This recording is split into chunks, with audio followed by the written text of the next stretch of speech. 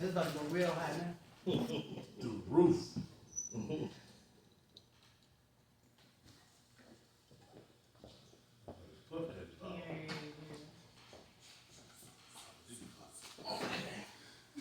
You like Check. Yeah. I do. Eat. Do me a favor. So sit right here. Let me do it. Oh yeah, there we go. Just make sure. Stab in the face with the microphone. 1, 2, 3, 4, 5, 6. All right, looking good. All right, I'm just gonna hit record on this thing. Now, y'all ready? Oh,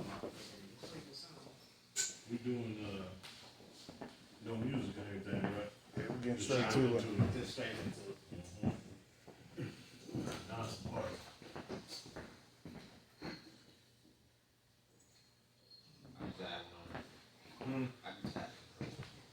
Matter of fact, then let me get that white one.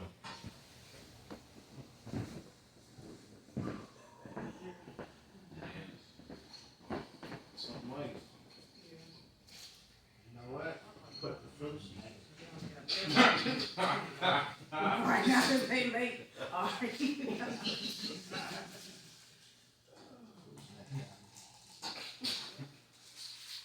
Alright, I'm just gonna hit record. Not the fruit snacks. Right, he just hit him. He's like, can you see the fruit snacks? You got the soap and fruit snacks in the liquor. Alright, I'm gonna hit record and I'm gonna come over and sit down. So be ready. Let's go. Alright, y'all ready? Not fruit snacks. What kind of Not the foolishness? kids snack. You done took the baby Maybe- fruit snack. Maybe a little gummy bear or something, but not real kids. Fruit snack. Alright, we are recording. We good? Up. I'm down for 5 when we sit down. All right. You see it?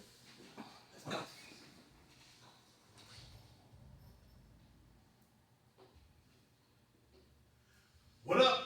Welcome everybody to another episode of Coach E Game for All Seasons, brought to you by Move Flesh with your boy Coach E, local neighborhood high school track coach, local neighborhood high school football coach, local neighborhood high school track and basketball and football coach. Also, most importantly, Coach CEO, El Presidente at Perfect Time Fitness and Meal Prep, head trainer at Perfect Time Fitness. www.perfecttimefitness.com is where you need to go, where you need to shop, where you need to holler at me at. Get sessions. Miss Sharon got the food, so do them all together at the same damn time. Ladies and gentlemen, you already know what's going on. On the left and my left, I got two assistant coaches with me.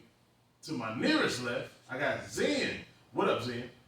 What's going on, Coach E? So, man, it's been a little funny in the news this week. There's a lot of funny stuff coming up. So, something I came across, for those out there as old as me, Freak Me, 1994, who has just announced that it was going to be a documentary. Ooh, B. Cass is nervous. Ooh, we talking 30 years later, B. We thought what was going on in Atlanta was going to stay in Atlanta. And brother, no, somebody has captured some footage and they're going to put together a documentary. But you know what the best part about it is, right? What's that? You remember the Philly pod, right? Uh-huh. Coach E, remember? You We're going to see a 12-year-old Coach E in there joking. Oh, man, I can't wait. Y'all actually go to the freaking, y'all actually went. I didn't even know it was 12. Yeah, it's clear. I'm saying, we about to see Coach E. I might be in Wait a that minute, thing. hold on. In the parking garage on Peach Street. I remember. I watched Softborn in that job. Hey, I ain't talking Emmanuel Cinemax. Emmanuel, I'm talking Corinne Steffens. Oh, You know what I'm saying? That's what got a lot of folks scared right now. They a little worried, like, woo. Right. They got children. They got grandchildren, man. Nana, is that you? Exactly. Some folks getting exposed. That's what's going on. Uh-oh. So you definitely gonna be in the documentary then. There's gonna be a little portion where they're gonna say Right. it was some people that was there that wasn't supposed to be. So a shout to your 12-year-old self. Just like, Actually, I looked like this when I was 12, so you it know, kind but of you like... probably did. I Beard and all, everything. I just had the chin strap beard, a little bitter, that's all. What was good, fellas? definitely that documentary. Can't wait to see it. And see what come out after that. On the far left, is my main man, Taboo BC Byron. What up, Taboo BC Byron? What's good, East Curry? Before I tell these people who I am, I got it right or wrong because somebody hit me up. It was like, yo, B, I'm disappointed in you. You know what I mean? And it was another example of white people stealing black culture. And what it was, everybody's saying that John Cena started You Can't See Me. It was the world famous sidekick known as Tony Yayo. He started it. So let's give him his props. He started the You Can't See Me. John Cena stole it. And that's it. It was started by a black man. Yeah. So there we go. Now we are right. Person out there, I'll right am I wrong. This is not your boy, but your favorite grown ass man, Mr. Taboo Tennis. And I'm here with the fellas, and we have a special guest, and we are ready to roll. So E, what's on tap for the day? Well, first of all, B, let me take care of some house situations. We are live at Magna Wine Boutique at downtown Bedford, another location, Cuyahoga Falls. Come through, get your wine, get everything you need. Brittany and Dre will happily serve you, as well as Deb. I ain't gonna forget you, Deb. You are a big part of this too. Thanks for staying this late too. Appreciate you, girl. But we do have a guest, just like Byron alluded to. This young lady has a lot of accomplishments, a lot of things going on, juggling a lot of things at the same time, dodging microphones and everything. You said what now? She has a bachelor's degree from Oberlin College. Tell me if I'm saying this wrong. A Juris Doctor from Akron University. Go Zips. Yeah. We got another kangaroo in here. All these kangaroos jumping around. Bobcats kill all kangaroos. You know what I'm talking about? Okay. And a host of other things that we will be digging into a little bit later. But, ladies and gentlemen, I want y'all to welcome Tiffany Hill to the podcast, ladies and gentlemen. Tiff, what up? Thank you very much. Appreciate it. I want to say that this wine is delicious. I had the Niagara. I'm not paid for this advertisement, but it's delicious. It's delicious. Well, Tiff, now that you're here, we start every show with a guest. Okay. And we asked them, how did you get to know Coach E? So, fill the people in. What you think? So I met you, what year was that? It was at the Vault. I work out at the Vault, and you were training there, so that's where I met you. And you would always commented on my shoes, because I always switched up my shoes all the time. That's crazy, because that's what I was doing. And I was like, oh, you know this space. I try to do my best. But yeah, so that's where I met you. So I think it was like 2019, 2018. No, it was 2020. 2020? Oh, it was 2020? Yeah. Hey, the pandemic made everything seem like 10 years ago. So. Time flies. Yeah. I was about to say we getting old, but you know. Oh, I'm old too. Oh, okay. Because it's, hey, I feel it right About now. that time? Yeah. Well, I'm gonna return the favor and elaborate on that story. I remember that day you came in with them LeBron Fruity Pebbles on. That's the day I said, dang, where you get them shoes from? And I noticed your work ethic too. Your work ethic was a little bit different than everybody else that happened to work out at that time. So we just start talking here and there every once in a while. And that stood out about me. You always had some fly kicks on, Exhibit A. Never seen them before. And these are cool guys. Black on. Oh yeah? Yeah. Is that a wicker basket? It is. He does like different stuff. It's denim right here, a little wicker right here. Got a couple buttons on the back, a little plaid right there. He does a lot of different colorways. So yeah, I love it. Originality. Yeah. Through the roof. You know, black on, you can't beat it. Not at all. This is where we're sitting at, the black house. Correct. So we can't pass that opportunity without saying that. Right. Coach E, I gotta say something. I heard Fruity Pebble LeBrons. What number? Ooh. What number were those? Let me ask. The pink ones, that's the knitted ones. So I got a bunch of colors. I got some blue ones, some red ones, the ones with the I think they might be like 18s. I think they're 18s. The first year with the Lakers. Yeah. Oh, first year with the Lakers. Okay, I had the ones slightly before that. I was about to say, I'm a sneakerhead. Now I still have the original LeBrons. I still have those. Yes. I didn't keep good care of mine, so yeah, those you got me on that one. I gotta clean them up. They a little yellow on the sole, but I gotta clean them up. But I still have them. So, how many number? Put a number to it. How many shoes? Yeah. So I'm not okay. Uh-oh. So I'm not counting like heels and all that. I'm strictly So I've never counted, but I know it's I never have. I know I do too. because I feel like, and sometimes I feel like this is just like who. You got one pair of feet. Yeah. and each time I buy a new pair, I'm like, okay, I gotta give these away. But then it's like, because see, I ran into that problem when I'm mad that I gave away my original 11s. I gave my original Jordan 11s away. Like a lot of shoes, like those original Air Max 95s and all of that. Yeah. You know, you take care of your shoes. And now I'm mad because all that stuff come back. So it's like, I don't want to give it up. Yeah, nah, I won't. And I feel like that's not good for like the environment and the world. Yeah. Part, right? Doing his part. The environment and the world. And the world, you know, there's people out here that don't have shoes. So it's like, you gotta make room. Yeah, it's gonna be tough for me. All right. It is. So, Tiff, let's get into it. Let's get into it. A little bit about yourself. Okay. The juris doctorate degree from the University of Akron. Mm-hmm.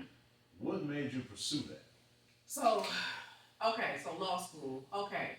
I went to law school because initially I graduated from undergrad in 2002 and I majored in economics. So, you know, when I majored in economics, it was like when I declared my major, it was the 90s. Bill Clinton was in office, the economy was booming, so everybody was getting these big time jobs where they were making a lot of money, and you know, econ majors. So I was like, oh yeah. And I liked it. I liked econ. Mm-hmm. And then when it was time to graduate, George Bush is in office, the economy is bad. So I was like, ooh, I don't know about getting a job today. So I was like, well, what am I gonna do? So I was like, okay, well, let me figure out, maybe I'll go to law school. Now, the idea came, I was like, I'll just go to law school, figure it out. And, you know, life is life. And so it worked out that I didn't go. I ended up taking a year off, and I worked at Key Bank during that time. But, and then I ended up going to law school. But when I went to law school with the idea that I'm going to law school just for the information because I want to be a sports agent. And so that was the whole idea. At 22, I'm like, I'm going to be a sports agent. And then what's funny is I'm thinking all the time that this is what I'm only doing this because of economy and all of this stuff. But then, like randomly, I found like a journal that I had when I was like 8 years old, and it said, I want to be a lawyer. And I was like, I didn't know that. You know, I didn't know that I had that aspiration because I just remember back in the days, like a career day, and they were like, everybody went around and said what they wanted to be and what they wanted to do when they grew up. And I remember saying that I wanted to be Michael Jackson's plastic surgeon. And I remember that because people laughed at me, right? And now it's like, you know, that was actually a good aspiration to have in the 4th grade. Like, because Michael Jackson was heavy in the play. You would never stop working, right? And you're a plastic surgeon. But people, you know, and that just, you know, people laughed at me. So I was like, oh, you know, kind of like Howard, you know, making me go shrink myself a little bit. And so I always remember that, and just when I listen to kids and what they want to do, I never like scoff at them, laugh at them, or anything. I always just like, okay, well let's explore that more, rather, even if it's something that's just ridiculous, like, or you know, just you can't do that. But I'll just, you know, because sometimes you know these kids, you are not capable of that. But it's like I always like, well, let's explore it. I don't ever want to just shut them down because I could have been a plastic surgeon too, you know. Oh, gee, you hear that, right?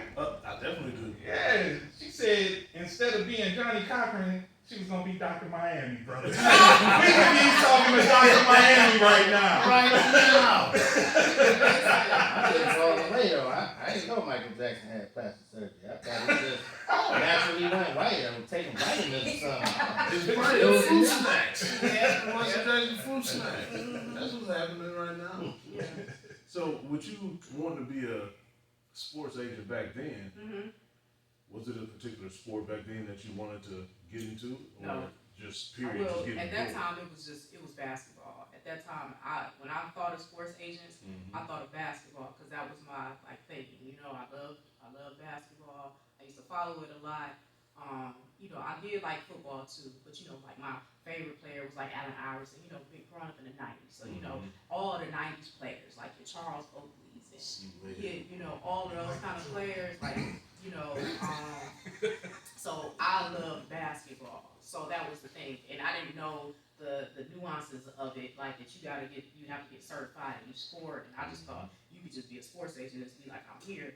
So, but that was when I saw the vision, it was always basketball. Go ahead, bro. All right, so you knew back then. Now, if I read the bio correctly, you became certified in 2021? 2022, right? 2022, sorry. So, what from there to then, what was the journey like? What happened that took you on a detour? So, again, like, you know, life and people and just shrinking myself and fear, right? Because so when I graduated from law school, I still had the inkling that I wanted to be in entertainment and in sports. And I remember, so when you graduate from law school, you're not, you know, you can't just practice law immediately, right? You have to take the bar exam. So, you know, I spent the whole summer studying for the bar exam. And so you don't work, that's your job. You do that all day. Like some people work, you know, and kudos to them, but I didn't, you know. So I was studying for the bar. So once I was done studying for the bar, I was like, all right, I gotta find a job.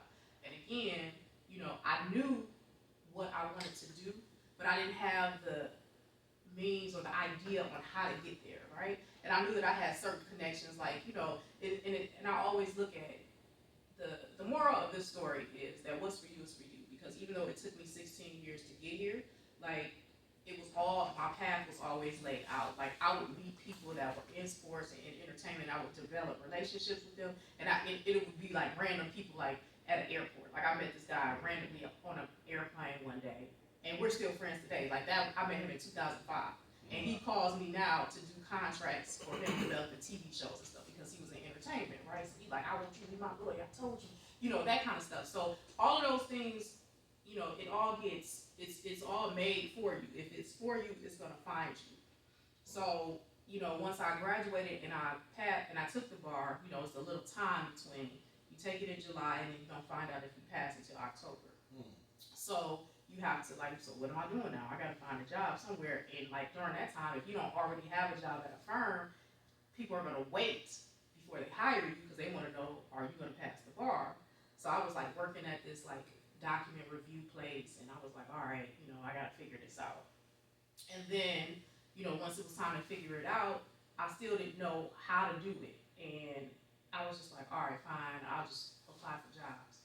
And so when I applied for a job, one of the jobs that I applied for was the prosecutor's office.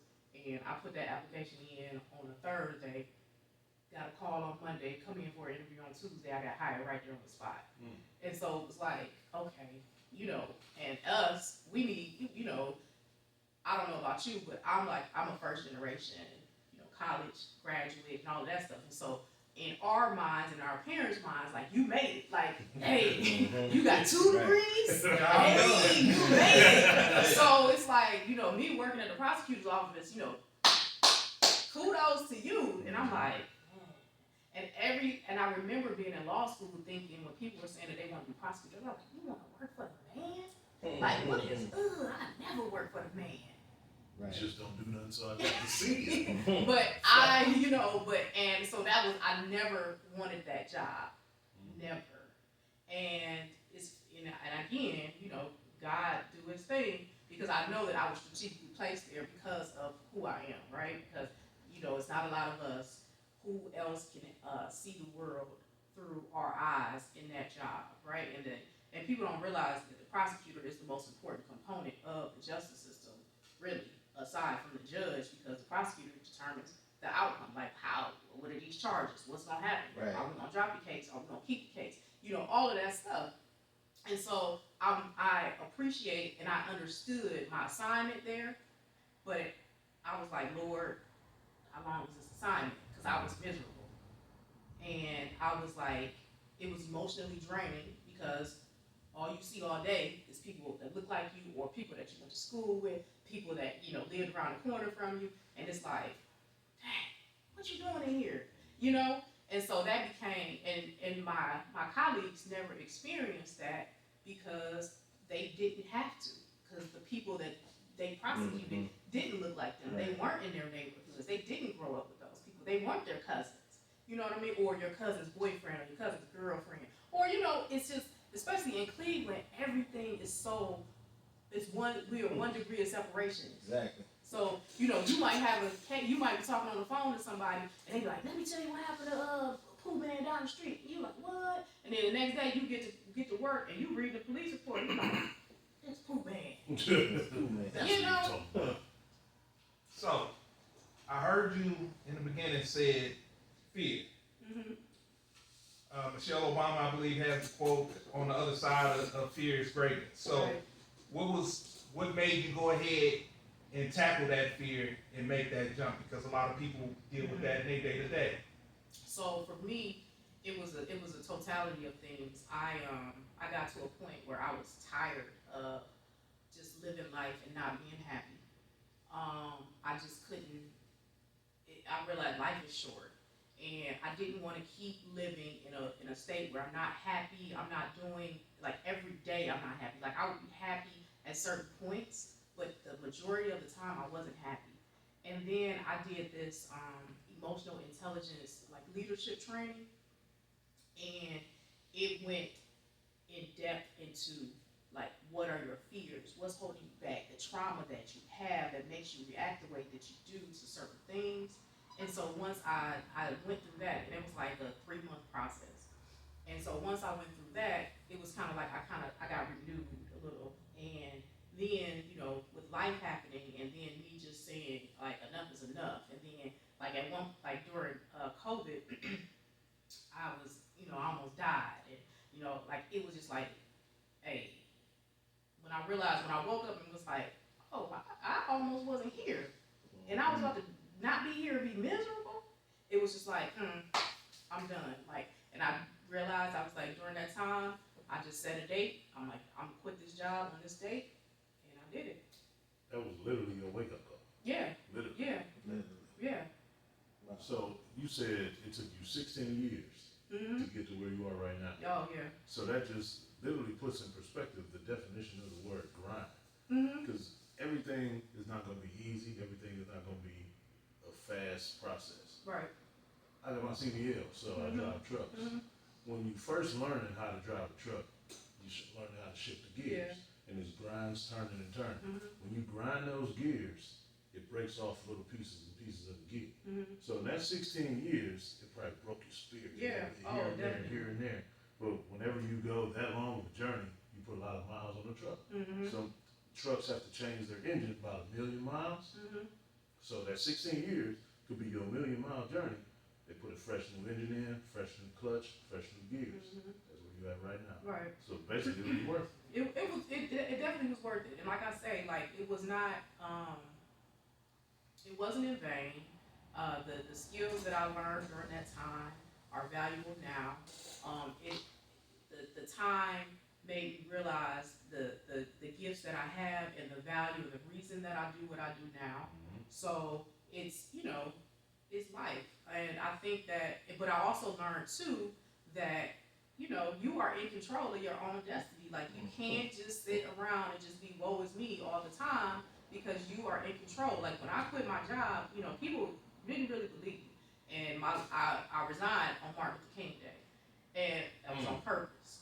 And so, You know what I'm saying? you know, that's just me. And, but, you know, people didn't believe that I was really going to do it. Like, they were like, some people, now, you know, my core, my circle, they were like, okay, all right, we see you. But, like, some people didn't think, and, like, my coworker, I didn't tell my coworkers a thing, and that killed them. Like, I was just like, yep, I'm leaving. Well, where are you going? And I would just stare at them. Right. And because you were part of my misery, right? Like they were the contributing factors of why I was miserable, and they didn't appreciate me and they didn't value me. And so that's part of this journey that I'm on, and I sound like somebody on Oprah or something. This journey that I'm on. But that's part of how I operate now. Like I don't operate in circles and spaces or with people that don't value me or that don't bring something to me. In terms of like, I don't want to waste my time. I definitely don't want to waste my money. But time to me is bigger than money, because I can always make more money. I can't make more time because I don't know how much I have. So, you're not going to waste my time at all. That's just not going to happen. So, I just feel like right now I'm doing, and even though it took me 16 years to get here, I also know that my life can change tomorrow. Like, absolutely, all it takes is one meeting, and it's done. Like it's something else. It's to the top, and so it's cool. Like I'm enjoying the ride. Okay, so let me ask you this: so you jump out there, started from scratch in a whole new industry. So you got to build yourself up. You had some advice to give to people, because a lot of people are out there in that same situation as well too. You had to give them some advice, some things that you learned along the way to building and growing your business, because you're a managing partner of your own firm, correct? Right. So talk to me about what it takes to build and grow and finding that target demo to go after. So you have to go, well, first and foremost, especially if you're jumping out into an industry that's new to you, because again, like I said, I practiced criminal law for 16 years, so now I said I don't want to do that anymore. I'll do it on occasion, but that's not my primary focus. So that's unheard of too, that if I start my own firm, I'm doing business and trademarks and stuff that is just like, wait a minute, like what is this? So you have to get with people that are doing the same thing, the things that you want to do. And that's just in life in general. If you say that you want to be, like you want to own your own trucking company and you want to be a multi-million-dollar trucking business, you need to be around the multi-million-dollar truckers, right? And so, because that's where you're going to learn, you're going to get clients when you do that. And for me, like I started doing, y'all probably don't believe this because I've been talking a lot while y'all were eating fruit snacks and stuff. But I'm kind of introverted, right? And so to me, this whole thing has been different because I cannot be introverted in this process, right? And so I've just been telling everybody, I just talk to people, like I'll be like, you gotta practice. You have to practice just talking to people, talking to random people, and like reps. Right. And so like just last night I was talking to someone and they were like, "Oh, you're a sports agent. Do you think about getting any investors for that?" And I was like, "No." He said, "Do you have any investors?" I said, "I don't, but I'm willing to talk about it." And he said, "Well, take my information." And I was like, "Well, all right," And so that's how this happens. But you just have to open your mouth. You gotta open your mouth, and you have to. It's on the other side of your comfort zone, because all of this stuff is not within my comfort zone. I promise you. It will be. Right. Correct. Yeah. You got a good mask, because you had to whip. Yeah. That's 16 years. I was a prosecutor. I couldn't walk in the courtroom being afraid. Like, they'd be like, "Oh, I got her. Oh, I got you." And then when I go back, I was like, I was like, ooh, they came back guilty. I thought they was going to be not guilty like it was, so. All right, so let's talk about this NFL agent piece. So talk to me about acquiring talent. What's the route of acquiring talent? That's the hard part right there. That's the tough part. Everybody see the glamour, but the hard part is getting this talent. Right. So acquiring talent, and then also I want to ask, you being a black female in an industry full of alpha males, do you see them being receptive to you? So surprisingly, so I went to the combine, and so that was my first combine, and when I went, I had a good time. Like I didn't see that whole like, "Oh, what you doing here, young lady?" Like You know, I didn't see that. I didn't experience that. But also with me, I think because of my background and being in a male-dominated profession before, I know how to like. Yeah, I know how to move in that situation, and so it's not hard for me to talk to guys and just be like, hey, like I always get a home, like guys are like, you cool, you know, like I didn't know you was that cool, like you know, I always had like that homie vibe anyway, so it doesn't, that's not hard, that wasn't hard for me, and I didn't get that, you know, but you know, I work with two of my two mentors that are sports agents, and the first night, like, so during the daytime of the combine, everybody's doing the workouts, so the coaches are doing their thing, everybody's working, but at night, that's party time, right? Everybody, right, St. Elmo's, cigar bar, all of that stuff. And so my mentor, he was like, yeah, we're gonna hit up this cigar bar tonight. I was like, okay. And he was like, hey, don't go up to that hotel room and put that prom shit on. Don't put those stilettos on. And I was like, okay. Because I was going to put up on some jeans and some heels, because when I go out, that's what I do. Mm-hmm. And so I was like, all right. So I was like, all right, I'm going to keep what I wore all day. And so that's how it went, you know. But, you know, my regular attire, like fresh kicks, you know, whatever. So, yeah, it's fit in. This time of year is always my favorite time of year. We had this conversation on the previous episode. I went to the free agent combine. I wasn't invited to the actual combine. Yeah. So that whole draft process was just like a dream come true, but it never came true. Yeah. And I always have like a kind of depression that set in, but I love watching it just because I love to see the emotions of the families and the kids, how their life changed, just like that. Well, of course, we both know it's not just like that, but in that moment, from watching in the little idiot box, you think it just changed like that, but it's like a happy, sad time. Right. You know what I mean? I can see that. And I'm just happy for this class. Every class that come and go, I'm extremely happy for it. So I love watching draft every year. All right, I got it. You got it? Yeah, I can see that. I can see how that could be, because, you know, the ghost of Christmas future that didn't come. You know what I'm saying? Yeah, definitely. Yeah.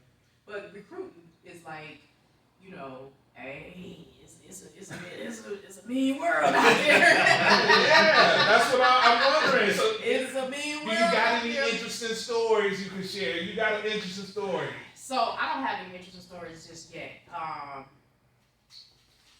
have any interesting stories just yet. Not from the watching, from the third party perspective. Maybe not you first person, but maybe third person. You witnessed something? Nothing. Oh man,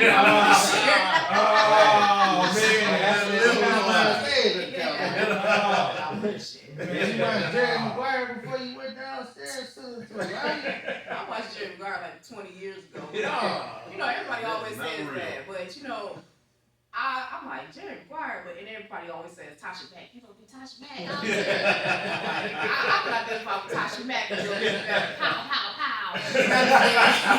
Rather than Jerry Maguire. I ain't gonna be Jerry Maguire. I don't even remember what Jerry Maguire did, actually. I just remember showing the money.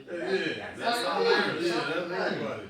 But I feel like, you know, being an agent is more than just showing you the money. And I think that's the part that people don't understand. And I think that's the part where sometimes players get lost, because their agent is all about show me the money, and it's not like, well, show me the therapy, show me the character of development, all of that kind of thing, or just show me the relationship, just be there for me, right? And so I think that's the part where a lot of players get lost in the sauce, because they don't have that agent with that good relationship, and it's just all about the money.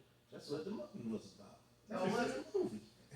He was talking about the relationship, and that's why he went to the small. I'm a movie guy, so you know. I'm a movie girl too. Yeah, like, that's how he went to. Wait a minute, did she say black movie? I'm like this guy right here. You know this out. Yes. So no cream on the screen. That's what No, I do like movies, but you know, I can quote, you know, melanated hued movies. Hey, that wordplay was awesome. Yeah. Melanated hues. All right, so you spoke on it. It's not just acquiring the talent. It's not just negotiations. Talk about all the aspects that go into being an agent.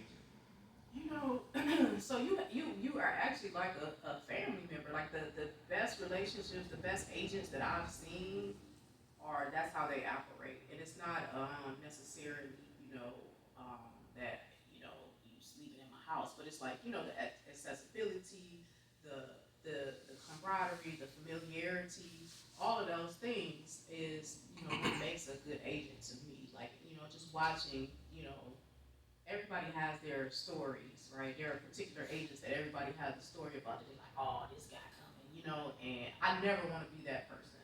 Never. Drew Rose in the house, huh? He ain't got. Oh, y'all know Drew Rose. Yeah, we know. Come on, Drew. She took a sip, so hey. I do want to be. Edit that out. She took a sip when you mentioned that, right? Edit that out. So, yes, take that. Yes. You can't get me stopped before I start. Okay, but at the end of the day, what it comes down to, you got to get them the bread.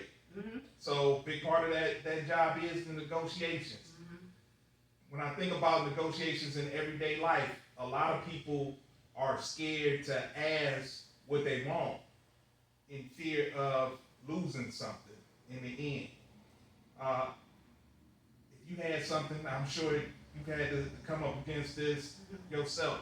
You have some tips, some pointers that you could give to the people in a situation. I'm a hardball negotiator. Like I've always been. Like so, even when in my when I worked for the government, part of my job was being a civil attorney. Even as an introvert, you immediately that's went the right fun. there, That's huh? the fun. Negotiation is the fun part. And Okay.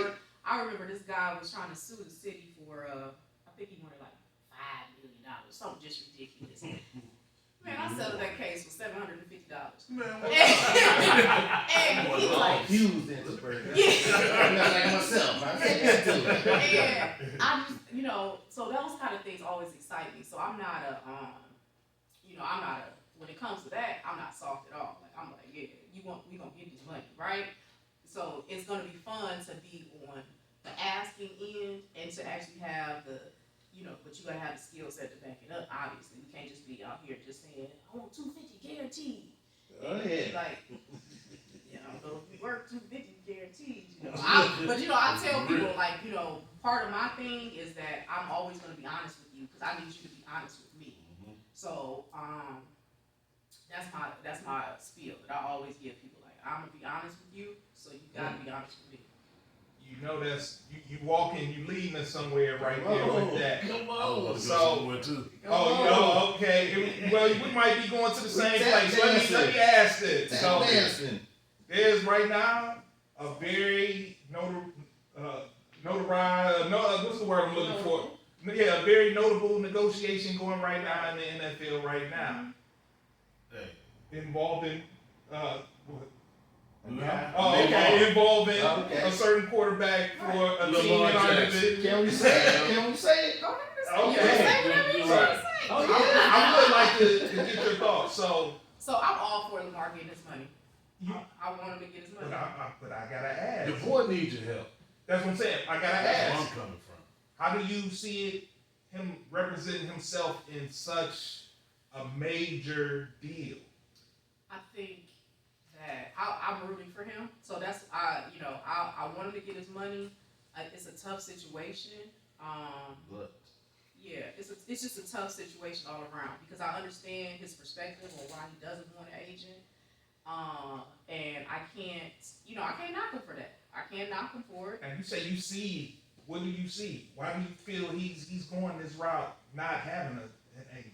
Well, he said he doesn't want anybody. He doesn't need anybody. He said that I think what I read was he said that he knows he can read the structure. So when you sign your rookie deal, that's pretty much standard, right?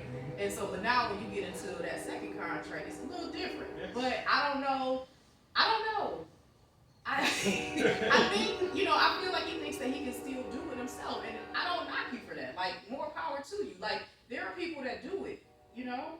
And so, but I applaud him for that because I want him to stand his ground because just like, you know, me, if I had a vision for something, then I wouldn't want somebody to come to me telling me, like, you can't do it, you can't do it, you can't do it.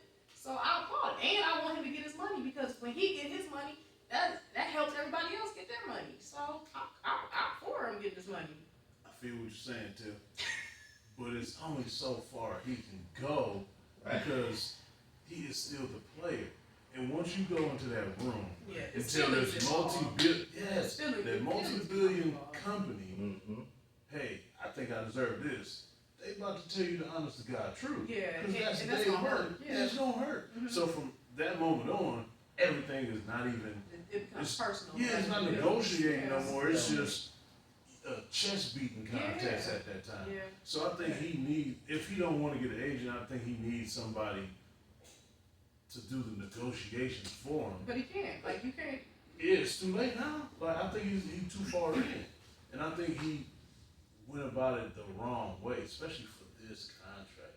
But he went about it the Lamar way, though. He did, but you can't say it's the wrong way. It was the way he wanted to do it. Yeah, and I'm not knocking that. It was the way he wanted to do it. And I have no problem with that. But I just think if he would have approached it another way, this is me personally, not him, it would have been a lot easier and the process wouldn't be this long. Yeah, so like, you know, part of, I don't know if I told you this, but part of my story is that I went to boarding school for high school, right? So I went to boarding school in Owings Mills, Maryland, which is where the Ravens have their practice. Yeah. So, that, you know, I grew up in East Cleveland. I went to East Cleveland schools for elementary school, then I went to Whitney Young for middle school, and then for high school, I went to boarding school all 4 years. So, you know, and it was in the middle of the trees and the woods and all of that stuff. So what I say about that is that going to boarding school helped me to navigate two different worlds. Because, you know, I would go to school, come home on breaks, and, you know, Christmas break, summer break, and all of that stuff. So when I'm at boarding school, you know, my friends are like, you know, very well off, and, you know, I'm experiencing things that I've never seen before, never dreamed of ever experiencing, and, you know, all of that stuff. But then when I would come home, you know, come home to Lee and Harvard, right? So that was you just heard right. That was a far cry from the boarding school. So I learned how to navigate the situations, and I learned that there's a time and a place for everything. And so I don't know if, you know, not knocking Lamar, but it's a time and a place. And it was, you know, so it was probably, you know, at some point it probably wasn't appropriate, or, you know, for him to do certain things or whatever. But, you know, you live and you learn. So that's why I'm not knocking. I really want him to get his money because I feel him. I really. As a matter of fact, I just went to my boarding school like 3 weeks ago. I was like, hey, anybody got a line on the bar around here? Like, I was so serious about finding him because, like, a lot of at my high school, a lot of like the coaches' kids and stuff go to that school now. So I was like, hey, anybody? No, I'm open. I was just talking to him, you know, just because I feel like, and I get it, because too, like, if you're used to a certain type of agent, then maybe you've seen agents that you can't necessarily relate to, you know what I mean? And so I get it. I understand. But I would like to talk to him and say, like, well, what's your angle? Like, what's up? Right. That's what I want to know. I want to know, if he called you tomorrow, what would be your approach? Like, because he said, look, Tiffany, I want to get 250 guaranteed. Washington, Cleveland broke the league, so he pimped the game. I want to pimp it too, but bigger. I'm better than that man. What would you tell him? And what would you tell him? That's the first question. First thing I would say is, we gotta meet face to face. We're not about to do this over the phone. Right. Because I'm just not gonna do this over the phone. But I really want to talk to him and find out, like, you know, what's up. Like, tell me what's the thought process behind this, because there's a motivation, right? Mm-hmm. There is always a motivation for what you do. And once you tap into the motivation, then maybe we can dissect it to get to the end game of where you want to be. Mm-hmm. Once we dissect that motivation and figure out, like, okay, can we, you know, how can we, like, They don't ground? Is it the middle ground we saying, or is it the, you know what I mean? It's something, but because right now, but they got my boy Odell, so y'all think he going back? They claim he recruited him, and I think they overpaid Odell. Me personally, I'm pissed. He's an Odell hater. Why? I'm just saying, $15 million. He didn't like him when he was here because he's a Baker guy. I am a Baker Put it guy. all out. Proud Baker guy. He's a Baker I wish I ain't in the car. You wish you had your what? My Baker gear. You got Baker Mayfield gear? Yeah, I love Baker. I love his moxie. I love his curve. I mean, good for Baker. Yeah, teach his own. But you didn't like Odell though? No, it wasn't. See, they misquote me. See, what I didn't like was that he was running his own routes, doing his own thing, and Baker took the rap for it because Baker wasn't suave enough. I give y'all that to play street ball with Odell. Odell like, I'm gonna run on the strings of the football, 5 steps and cut. Making up a whole story Oh, over yeah, he there. did. And Kevin Stefanski like, please, can you just run the route? And He's like, I'm gonna do my own these thing. articles, he just chooses the his parts that own he thing. wants to believe. He'll read the whole article. Yeah, his like own focus thing. on 3 sentences. Reportedly, supposedly. Either way it go.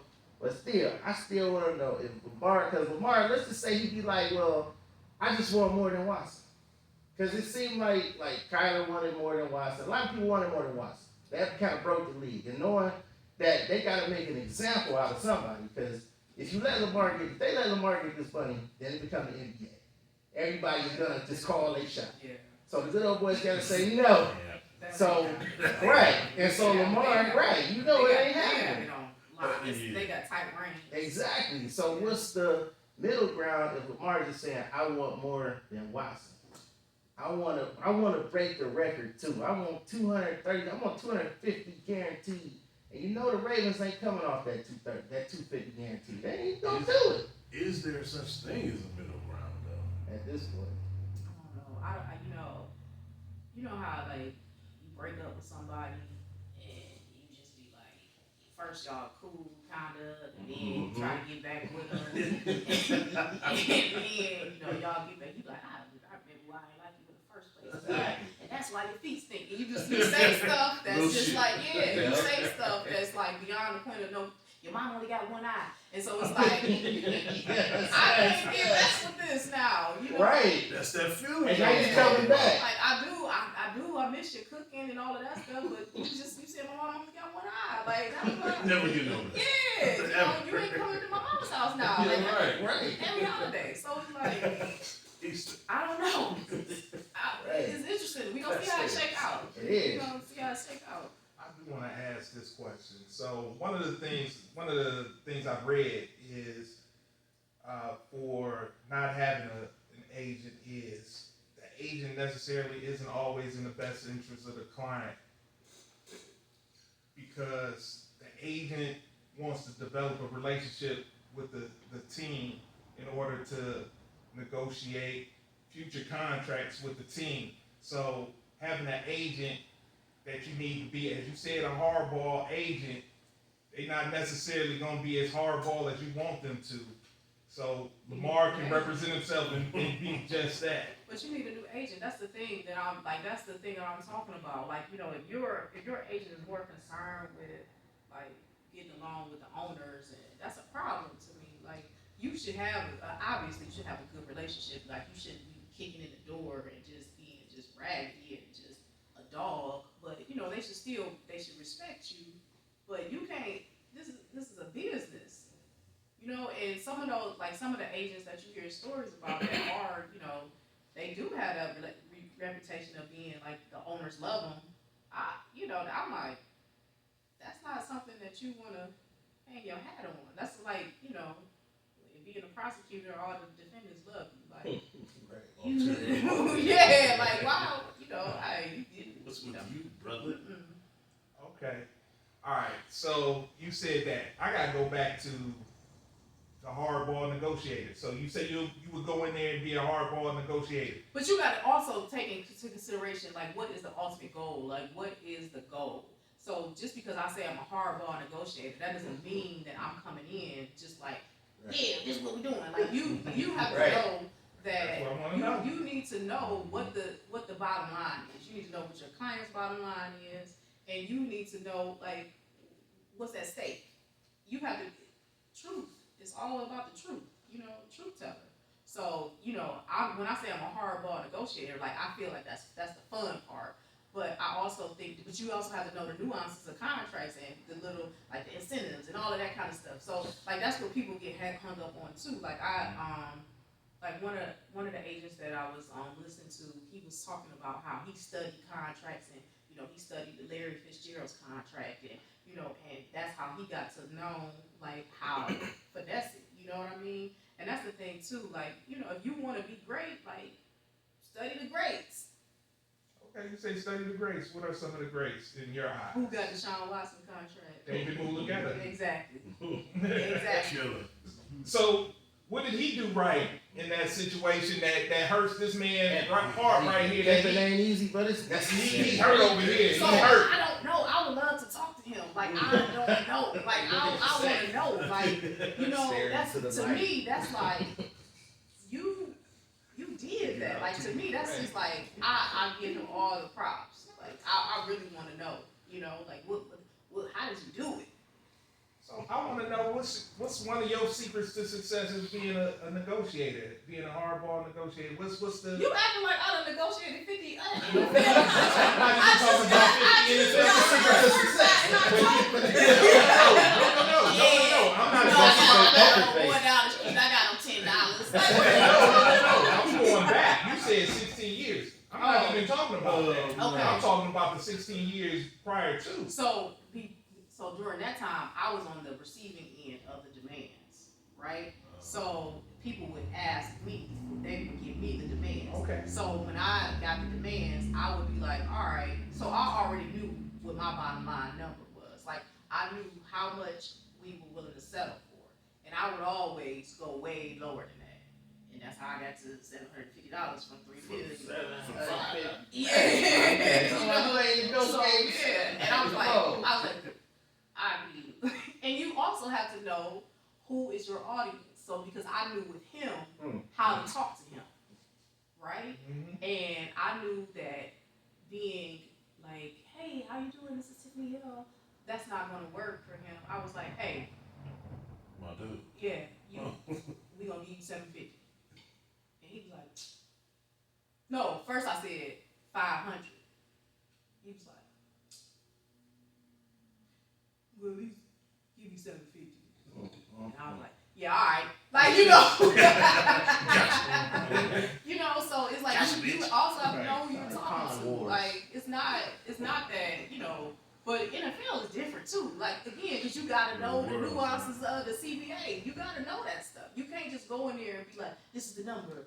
No, but at the same time, you being on both sides, you kind of know both sides. So you know, well, you don't know what they will counter with, but you know the principle of what they can and will counter with. Just dealing with the whole $1 billion industry, and even down to what you were talking about, the 750, because you knew your number, and you knew what to rebuttal with. Right. So with you going into offices like that, you can kind of have the cheat code, so to say, that somebody else wouldn't have. But from what I haven't negotiated an NFL contract, let's be clear.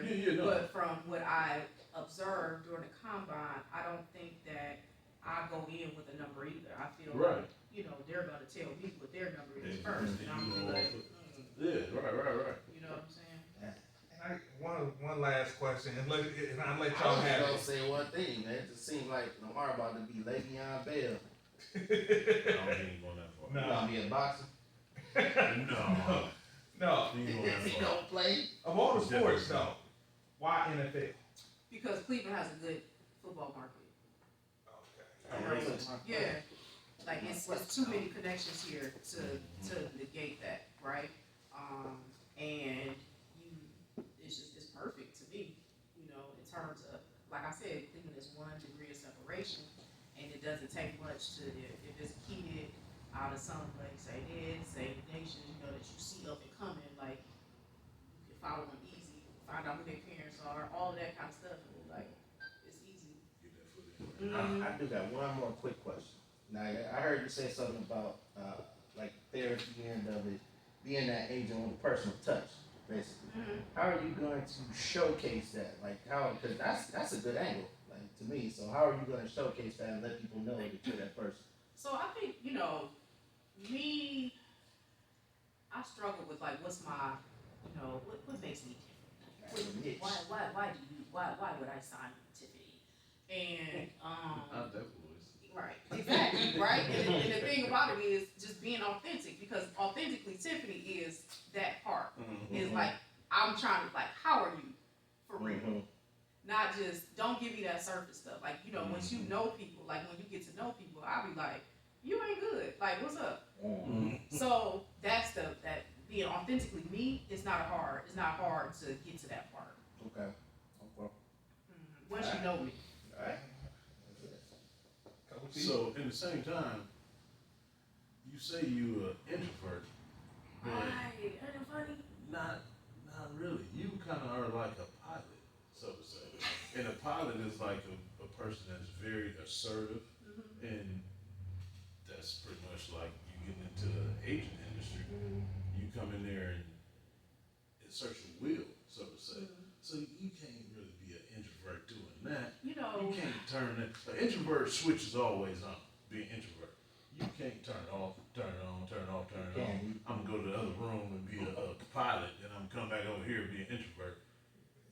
You have made a decision. He in a room with 3 introverts. You He don't can, understand. right? I'm an introvert, like, for real. I got the world tricked. You got the I got everybody fooled. Like, sometimes my clothes go like, damn, you bought that? Anything is possible. Absolutely. Maybe Your it's house, you just, be like, woo. Like I'm tired, like David Blaine. I'm like, I'm tired. You know. maybe it's just hard for me to accept that. I just can't. If, if I'm in a room and I'm just in the room, and like if I came here and there was an event here, I would be like, I'd just be looking around like, Absolutely. Yep. oh yeah. And then I would know like, oh yeah, that's his girl right there. Oh, yeah, fight. Like I done studied the whole room. Yep. Studied the whole room. Yeah, but Figure it at the out. same time, I would do that too, but I don't consider myself an introvert. That just gives me an in to everybody in the room. See, but I don't let everybody in.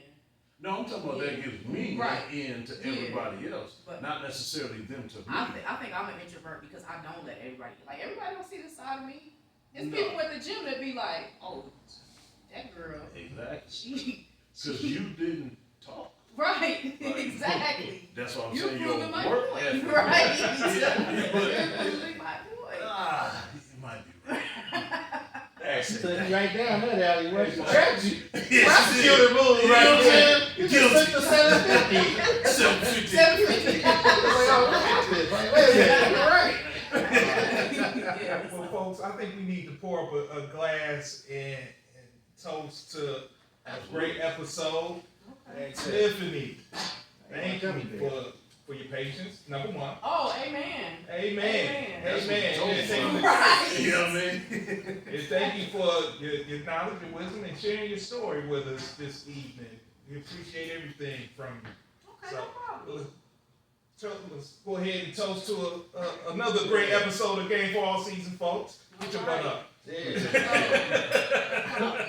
Man, you see y'all wrapped up in this cord? Like, Get up. I had to lightly walk and try not to trip on Good job, camera. too. Yeah. But yeah, great pie, great pie. All right. Wi-Fi. Amen. So, before we get out of here, Oh, I gotta put my pinky up. Coach E, Yes, Malcolm Z. you got a post-game word for the people. Man, you know I do. All right, ladies and gentlemen, gather around, take a knee, all eyes on me. Today's word is embrace the grind. You have to embrace the grind. You hear me? Microwave society. You must embrace the grind. You cannot live in this microwave society and expect things to come to you just like that. Why? Because you didn't earn it. You didn't go through anything. You didn't prove yourself to your journey in order to get that reward at the end of your journey. So you have to embrace the grind. You should want to hurt. You should want it to be happy. You should want it to be sad. It's going to go up and down, but that's just preparing you for the end game at the end of your journey and your grind. So keep your grind to get you to the end of that journey. the beginning of the journey, it's gonna always be hard. You're gonna second guess yourself, but at the end of the day, keep second guessing yourself. What does that mean? You're still going on your grind. So keep second guessing yourself. Keep proving it to yourself that you don't need to second guess yourself. Because when you're done second guessing yourself, everybody will embrace you and never second guess you from that moment on. So just embrace the grind. All right, ladies and gentlemen, I want to thank you for listening to another episode of Coach E Game for All Seasons, brought to you by Move for Less. And once again, thank you very much to Homegirl Tips. All right. Great job, girl. You dropped some gems. You dropped some game that people don't know. And that being said, see you next week. Hey, that's the luck to you. I'm gonna be paying attention to you now. All right, I got some stuff coming up. Okay. All right. Stop hurting. Is it cut? It's got Yeah, but All right, cut it. All that Drew Rosenhaus stuff, y'all gotta cut that. And what else did I say? That was something else I said. Don't put that in there. It was something else, but I said don't put that in there. Right. I said edit that out. It's either the sipping I'll moment. pay or- attention. I'll pay attention Edit to it. that. I'll listen out for Because it. that, I tried to. And so As she to make sips. sure, I'll send you a copy before we put it up. Okay. So you can listen Yeah, to it. do that for me. Please. I be out here. Like, oh, you said. No. We don't want to be a podcast where people be like, oh, nah, man, they come and get you over there. Over there. Nah. Got Ian, y'all on front page of Plain Dealer, like tampering, like how? but we was just talking. Good shit, y'all. Yeah, for sure. Good Yeah, stuff. bravo, gents, bravo. I love. Oh, real quick, Tiffany. Mm-hmm. Mel. Yep. Can you get a picture real quick of us all together real quick? Okay, cool. Closing this joint Ooh, too. it's 10:42. I know I be. Oh, my God. Yeah. Hey, I looked at the clock. I was like, it's time to wrap it up. It's time to wrap it up. See what it was. You ain't never looked No, I down. didn't. Alright, normalize. I know I'm supposed to be in the bed right now. In that bed, writing it down. Shoot. You got to work out tomorrow? No, I mean, yeah, but at the evening. Oh. Where's your practice based out of, like downtown? No, I have an office in Beachwood, Oh, sweet. but I work at home though, pretty much. That's Excellent. just where I get my mail. We ain't had no time. I wanted to ask you more about that emotional intelligence. I'm actually looking into that and see if you did shadow work in that emotional intelligence. You ever do shadow work? Mm-mm. Oh, okay. What's shadow work? Shadow work is like everything over the course of your life we put into this bag we have from the world, right? So it makes this shadow. Dark Side of the Light Chasers by Debbie Ford. Great book. And she talk about how that shadow builds up and then it throws you off balance and busts at the pipes basically. So that's why I'm looking for more people that do shadow work. So no, I didn't do that. But what I did, what I did was intense. Like that Yeah. shit have you out here like, some